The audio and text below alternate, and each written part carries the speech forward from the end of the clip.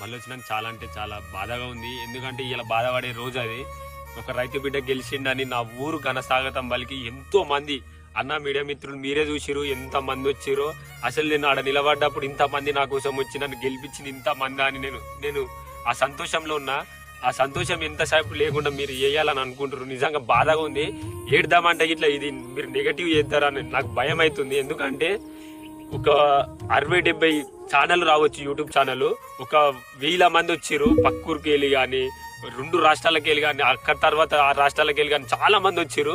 అంతమంది నా కోసం ఇంత రాత్రి వచ్చిరని ప్రతి ఒక్కరికి ఫోటో ఇచ్చిన, నాకు వీలైనంత మందం అందరికీ నేను వీడియో ఇచ్చిన. నేను అన్నం తినలే, నాకు అయితే లేదని అన్నం తినలేదు దంగి పోతే కొంతమంది వచ్చి వాళ్ళు మీరే అన్న మీడియా మిత్రులు మీరే నాకు 5 నిమిషాలు నాకు 10 నిమిషాలు నేను ఇట్లా మనిషినే కదా అన్న, నేను అప్పుడు ఇట్లా అన్న నేను మనిషిని అన్న, నేను తినాలన్న, నాకు అయితే లేదు, నాకు ఓపిక లేదంటే నానా మాటలు మీరే అన్నారు. ఫస్ట్ నుంచి పెట్టలే, సగం నుంచి పెట్టి మిమ్మల్ని నెగటివ్ చేస్తా అంటే అన్న ఒక రైతు బిడ్డ రైతులను గెలిపించుకున్నా అన్న. చేసిన తప్పేందన్న మీరే చెప్పుర్రి. రైతు బిడ్డ తప్పు చేసిందా?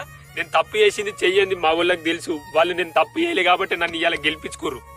పల్లె ప్రశాంత్ ఏందో రైతులకు తెలుసు, జనాలకు తెలుసు, జనాలు చూస్తున్నారు. మీ పక్షాన ఏమన్నా తప్పుగా మాట్లాడుంటే దయచేసి నన్ను క్షమించండి. కానీ పల్లె ప్రశాంత్ అసలు తప్పు చెయ్యడు. మీరు ఆలోచించురు అన్న. నిజంగా